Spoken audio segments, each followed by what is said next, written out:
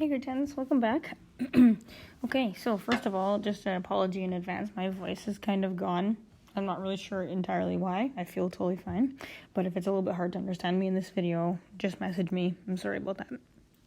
Okay, so we're going to consider this system of equations that we see here, and what you're going to immediately notice is that there's a little bit more of everything. So we have a little bit more variables, we have one more to be precise, and we have a little bit more in terms of equations. So we have 3 equations instead of 2, and 3 variables instead of 2.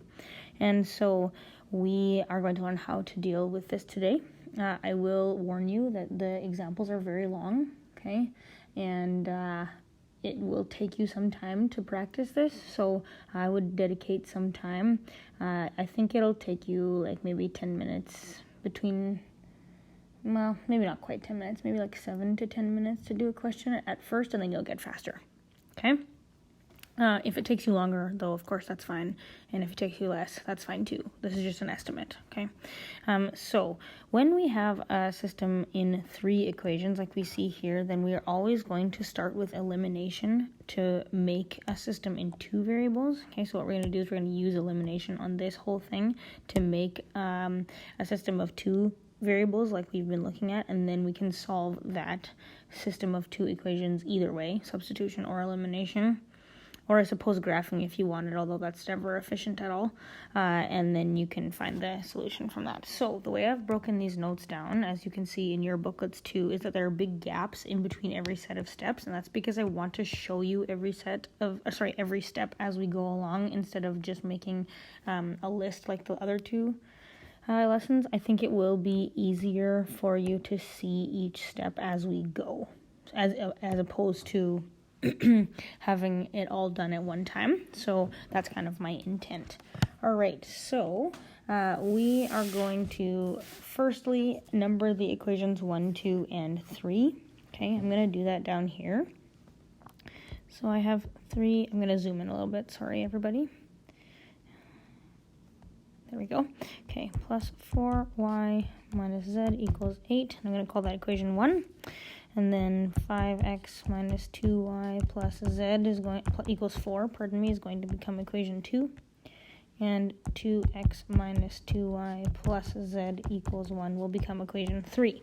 Now, the reason that I'm writing this again down here, you might be wondering, is just so that as I scroll I can still see the equations. Okay, that's the only reason. All right, then secondly, we're going to pick a variable to eliminate. You can pick any variable all the time, okay? So just like elimination from whichever lesson that was, 4 or 3 or whatever, you can pick any variable, okay? And in this case, you just have more choices. I chose to eliminate y in this example. I did this intentionally. Some of you might be looking at the z's and noticing that we have some really easy plus and minus situations going on there, like positive z and negative z. But I intentionally chose y because I want to be able to show you all the steps in their fullness. And then the 2 examples that are on the 3rd, I think, page of this lesson, where it says your turn. You can choose whichever variable you like, and then you'll have something to follow, okay? So that's the idea. All right, so next thing, we're going to pick 2 of the equation and combine multiples. Okay, so here's where we see the first thing of elimination, right? We're combining multiples of the equations in order to eliminate the chosen variable, in this case, y. And then we're going to label that result 4. So I'm going to pick equations 1 and 2. And then we're going to work on eliminating. Okay, so equation 1 is, oh my, what is my stylus doing? Let's zoom in a little bit. It always works a little bit better when I zoom in. Okay. And equation 2 is 5x minus 2y plus z equals 4. All right, so now if you take a look at these and we want to eliminate y, you're going to notice that I conveniently have a negative and a positive, which is what we want, but we know that these numbers are not the same yet, and we want to make them the same. So in order to do that, I am going to multiply this negative 2 by 2 to make it into negative 4, which will make these opposites. Okay, so I'm going to just pick a different color. Something completely different. Oh dear. There we go. That's going to look bad. There we go. Okay, so like I said, I'm going to multiply this by 2. Okay, so I'm just going to write that I'm multiplying it by 2. Normally you'd be able to write down the page, okay, and I would just keep going down the page after this if I had space, but I don't, okay, so I'm just going to move across the page, but that's fine, okay. Like I'm saying, usually I would give you enough space to write down the page if we were in regular class, and I will as well on our assignments. Okay, so what do we have here? So now we're leaving equation 1 the same, 3x plus 4y minus z equals 8, and we are multiplying equation 2 by 2 to give us 10x minus 4y plus 2z equals 4. Oh, okay, here we go. Classic mistake. I was literally just thinking about talking about this as soon as I wrote this down, and then I made that mistake. It's very easy, for whatever reason, myself included, to forget to multiply this 2 all the way to across the equal sign. Okay, but remember that we do have to do that because we're saying we're multiplying the whole thing by 2. Okay, and so this should not be 4 because I'm still going to multiply this 4 by 2, so that gives me 8. Okay, and now we will add these two together just like we did in elimination. Okay, so we're going to get 13x, and then correctly so, we're going to get left with no y's. So I'm going to skip right over that. And then I'm going to add a negative z plus 2z is equal to positive z. Okay, so I'm just adding down like we did in elimination. And 8 plus 8 is 16. And I'm going to name this resultant equation number 4. Okay, because we are making a 4th equation by using the previous 3. All right, then I'm going to move down to the next step. We're going to do exactly the same thing, but we're going to use a different combination of equations, and we're going to make a 5th equation out of that, again choosing to eliminate y. Okay, so when I prepared this example, I chose equations 1 and 3, and I'll tell you why I did that in a second. Let me just write them out. So I have 3x plus 4y minus z equals 8. There's a lot of writing in these examples, you guys, just be warned.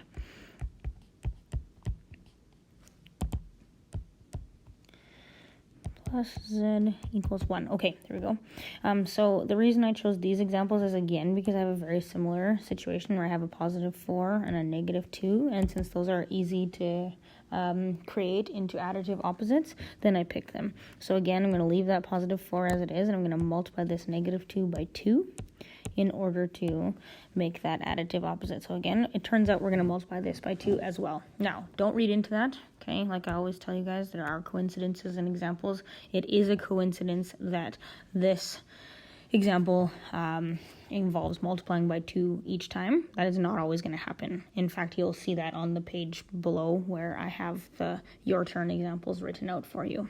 Okay? All right, so now we're going over here. I have 1 and 3, and 1 has remained the same, equation 1. We didn't multiply it by anything, so it's just there.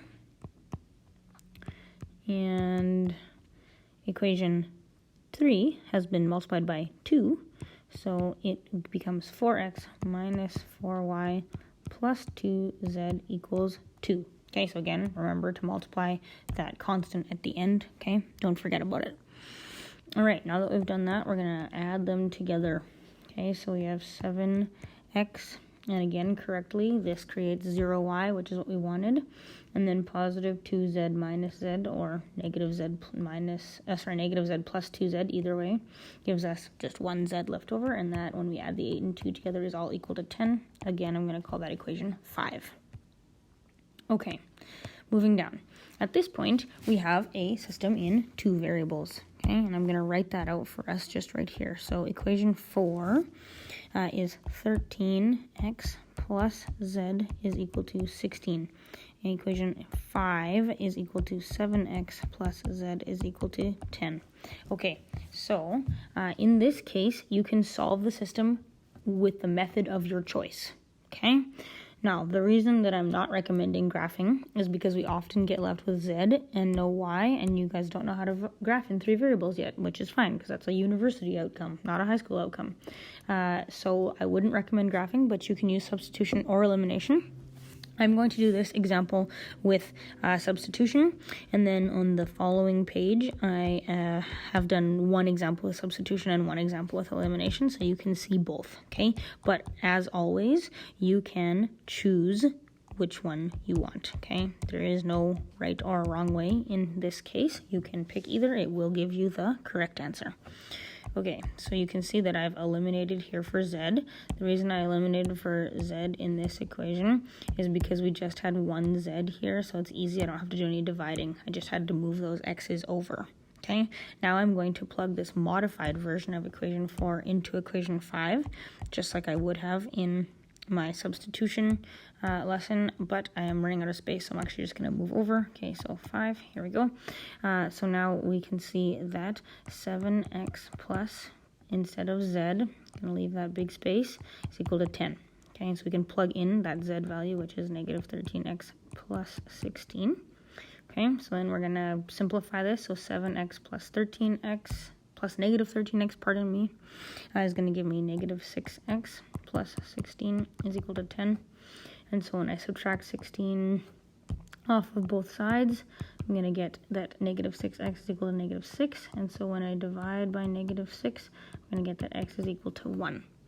Now, using this solution, x is equal to 1, we're going to plug into this modified equation 4 to get, or sorry, not into the modified, into original equation 4. Why? Okay, there we go. Sorry. 4, there we go, 13x plus z equals 16, but instead of writing x, we know now that x is actually equal to 1. So we can plug in. Okay, so we're going to get 13 plus z is equal to 16. So we know that when I subtract 13 from both sides, z is equal to 3. Now, normally, if I was doing just a substitution question or just an elimination question, then like this would have been the whole thing and we would write our solution. But remember that we are not finished yet because we still need to find the value of the missing variable in this system, and which is the same one that we eliminated from the previous page, which is y. Okay, so we still need to find that value before our example is over. Okay, so now that we know the value of two of the variables, we can use any of the equations to figure out the value of the third variable. When I say any of the equations, please remember that I mean any of the original equations. I don't mean like any of the equations, because of the equations 4 and 5 that we created don't even involve y, so that's kind of useless. Now, when I did this, I picked equation 3. Again, you can choose any. Okay, so if you wanted to pick equation 1 or equation 2 to plug our x and z values in, that's fine. There is no problem. Okay, I know that we have 2x minus 2y plus z is equal to 1, but like we did in the last step, we know already the value of x, which is 1, and we know already the value of z, which is 3. Okay, and from here we can just solve. So now we get 2 minus 2y plus 3 is equal to 1, which means that we have 5 minus 2y is equal to 1. So when I subtract 5 from both sides, get negative 2y is equal to negative 4, and that means that y is equal to 2. And then the last step is to state our solution. Okay, so now instead of having just xy, remember we do have a third variable, so you do just include it in the bracket. I will explain what that means in just a second. And then you just write the numbers that we found, the values of each variable in order. In this case, very conveniently, it turned out to 1, 2, 3. But of course, in fact, pretty much every other example that we do will not have such a nice, neat solution. It may end up being negative numbers or positive numbers or 0 or fractions or whatever. Okay, this is just like a nice first example to pick. Okay, so what does this mean? X, Y, Z, hey? So remember that when we have been graphing, we're looking at this where there's X and Y, but there's also, when you get further into math, you can actually look at also like a 3D coordinate plane. Okay, so some of you are going to be like, oh my gosh, no way, I can't deal with this. That's fine. This is just for those of you who are curious. I'm not going to test you on this, just because I know you don't really know what this means because we haven't looked at that before. Okay, so usually X and Y looks like this, right? Horizontal X, vertical Y. When you look at a three-dimensional system, so when there are three axes, the X-axis, the Y-axis, and the Z-axis, then the X and Y kind of like flip to become the horizontal. They're like on a horizontal flat plane, and then Z becomes the vertical one. Okay, so like this is coming out and forward, back, and then this is like going side to side, and then this is up and down. I know it looks like a star, but can you like imagine that as it's 3D? I don't know if that's possible. I'm not a very good artist. I'm not Miss Grande, but that's what that means. Okay, so that's why there are coordinates with 3 numbers in them. Okay, all right. Now, so while not absolutely necessary, it can be a good idea to use the other 2 equations to verify your answer to make sure that it makes sense. So that just means like plug in all 3 of your x, y, and z values into one of the equations to check. Okay, so it's not absolutely necessary, means I'm not going to take marks off if you don't do it, but if you want to, it's never a bad idea, because then you know for sure if your answer makes sense. And also, this kind of system, it is actually really easy to make an algebra mistake, like somewhere along the line, like I'm sure you figured out. We did so much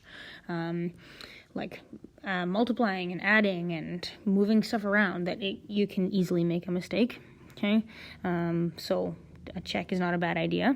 So in this case, I'm just like randomly picking equation 2 to check in. So I have 5x minus 2y plus z is equal to 4. So I'm going to check in equation 2 by plugging in my values. So 5 times 1 minus 2 times 2 plus 3 is equal to 4. Let's see if that's true. So remember, when we do a check, we're going to not move anything around. We're just keeping the left-hand side as it is and seeing if it's equal to the right.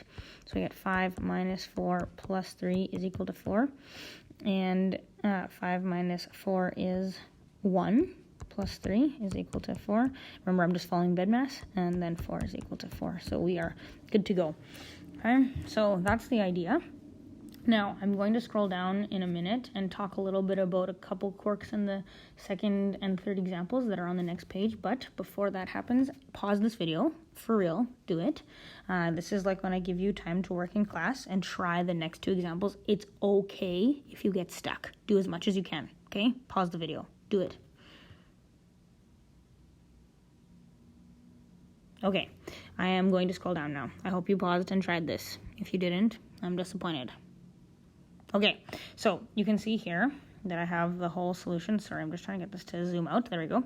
The whole solution for each example listed here. Okay, so you can see what I did. In the first example, I chose to eliminate z.